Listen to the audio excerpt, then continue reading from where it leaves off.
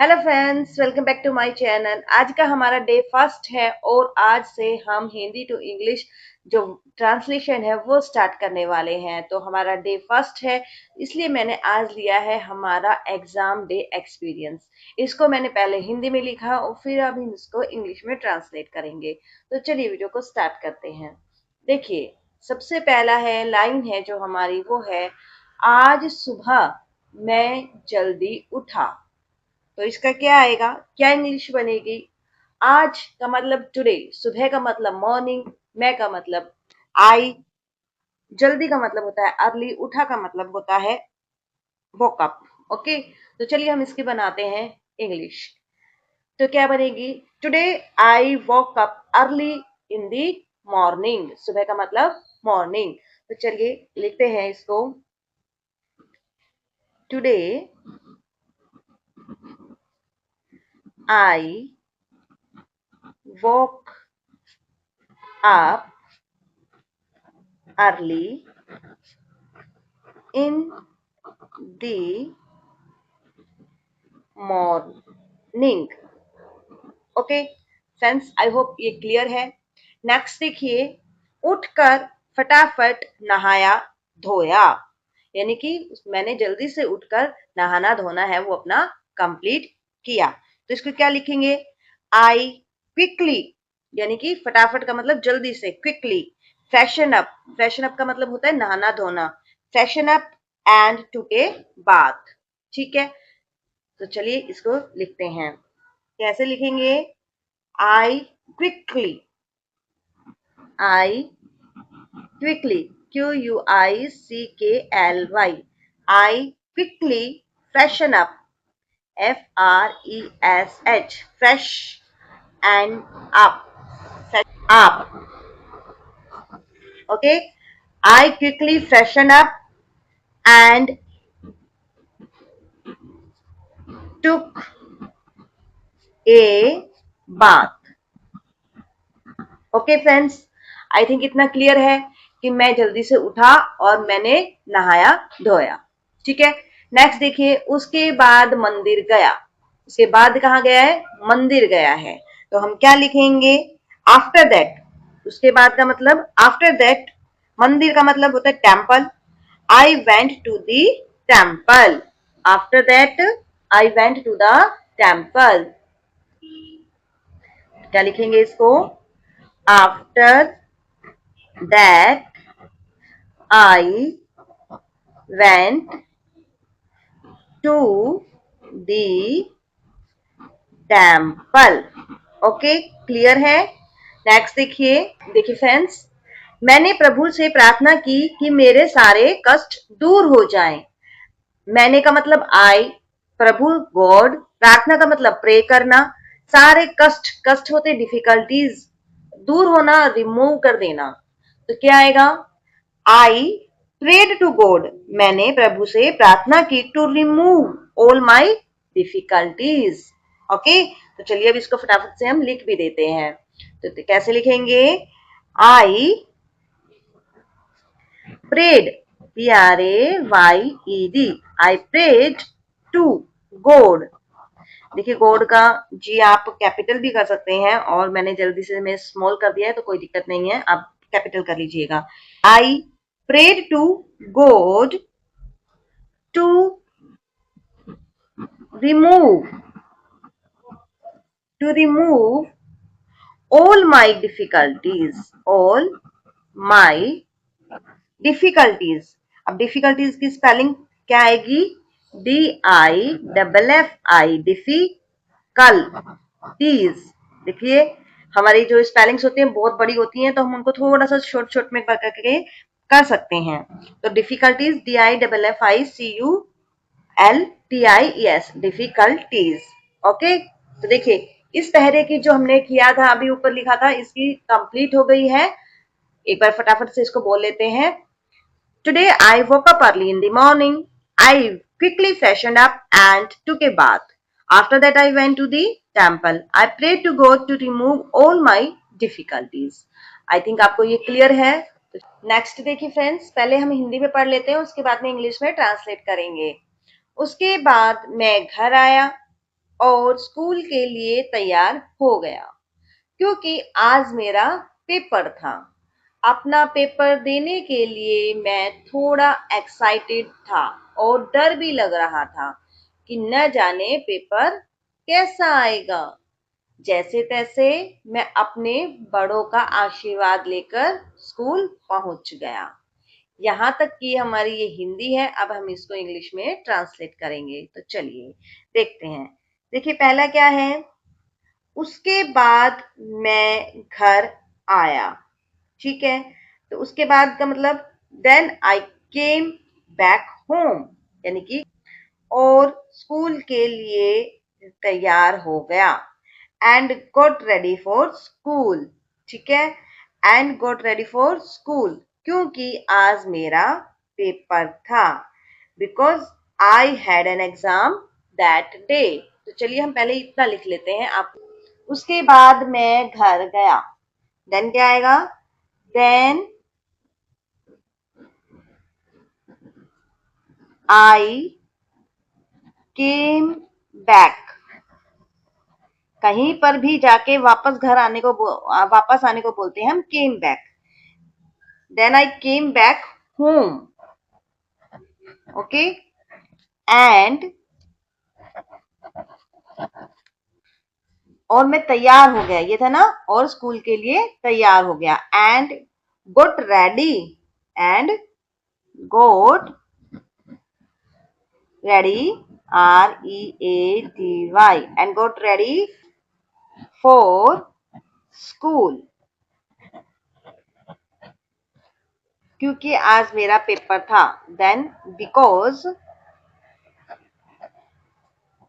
ये full stop नहीं आएगा, because I had an exam that day. Okay, क्योंकि आज मेरा पेपर था। यहां तक कि हमने कर दी है। अब नेक्स्ट देखिए, नेक्स्ट लाइन है हमारी, अपना पेपर देने के लिए मैं थोड़ा एक्साइटेड था और डर भी लग रहा था कि न जाने पेपर कैसा आएगा। ये पूरी लाइन है, इसको अब हम इंग्लिश में देखेंगे कि कैसे बनानी है। देखिए, अपना पेपर देने के लिए, कोई भी अगर आप एग्जाम देने जाते हैं तो एक्साइटेड भी होते हैं और डर भी लग रहा होता है, पता हो नहीं होता है कि कैसा पेपर आएगा। तो हम इसको इंग्लिश में कैसे बोलेंगे, तो चलिए पहले इंग्लिश बनाते हैं, फिर बताती जाऊंगी साथ में ही। I was a little excited। क्या कह रहा है कि मैं उत्साहित था। हमने पढ़ा था ना अभी, एक्साइटेड था। I was a little excited। ठीक है, EXCITED, excited। I was a little excited as well as, देखिए एक्साइटेड भी था और उसके साथ साथ क्या था, नर्वस भी था, डर भी लग रहा था। तो I was a little excited as well as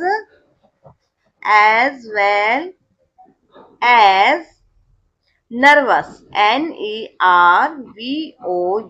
NERVOUS, as well as nervous about the question paper। किसके लिए नर्वस था, about the question paper, कि पेपर कैसा आएगा। about the question paper, क्या QUESTION, question paper, paper, about the question paper, कि कैसा paper आएगा। About the question paper would B, would be का मतलब कैसी होगा, कैसा आएगा पेपर। ठीक है, आई थिंक आप फ्रेंड्स समझ रहे हैं कि क्या बनी है। I was a little excited, मैं, हमने भी हिंदी की अब देखी थी कि मैं बहुत एक्साइटेड था और डर भी लग रहा था कि पेपर कैसा आएगा। तो हमने इसकी इंग्लिश बनाई है, I was a little excited as well as nervous about the question paper would be, कैसा होगा क्वेश्चन पेपर। तो चलिए नेक्स्ट लाइन देख लेते हैं, क्या है नेक्स्ट लाइन, यहीं पे ही है हमारी, कि न जाने पेपर कैसा आएगा। हमने यहाँ तक कर लिया है। जैसे तैसे मैं अपने बड़ों का आशीर्वाद लेकर स्कूल पहुंच गया। यहाँ से उन्होंने क्या किया है, जैसे तैसे अपने बड़ों का आशीर्वाद लिया और स्कूल पहुंच गया। तो हम इसको कैसे बोलेंगे, कैसे लिखेंगे इंग्लिश में कि somehow after taking the blessings of my elder I reached school. Okay, चलिए बनाते हैं, लिखते हैं हम इसको somehow, somehow after taking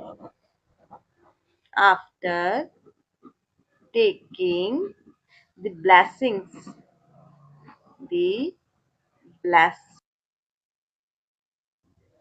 of my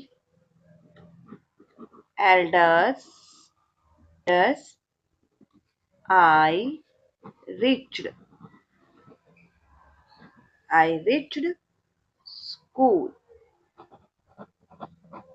ये देखिए फ्रेंड्स, यहाँ पे हमारा ये कंप्लीट हो गया है पूरा कि हमने क्या किया, जैसे तैसे मैं अपने बड़ों का आशीर्वाद लेकर स्कूल पहुंच गया। तो इसकी इंग्लिश बनेगी somehow after taking the blessings of my elders I reached school. तो चलिए अब नेक्स्ट का पार्ट और हमारा लास्ट पार्ट है। देखिए, वहां अपने गुरुजनों का आशीर्वाद लिया और पेपर देने बैठ गया। पेपर को देखते ही मुझे बहुत खुशी हुई क्योंकि पेपर मेरे लिए बहुत आसान था। मैंने पेपर को अच्छे तरीके से किया और अपना पूरा समय पेपर को दिया और सब कुछ अच्छे से लिखा। तो देखिए, चलिए फ्रेंड्स, अब इसकी फटाफट से इंग्लिश बनाते हैं। वहां अपने गुरुजनों का आशीर्वाद लिया, कहा स्कूल में, तो वहां की आएगी देयर। अपने गुरुजनों का, गुरुजन पता ही है आपको, टीचर्स होते हैं, आशीर्वाद ब्लेसिंग्स होती हैं। तो चलिए बनाते हैं इसको, क्या आएगा, देयर आई टुक मीन्स लेना, I took the blessings, BLESSINGS, blessings. There I took the blessings of my teachers,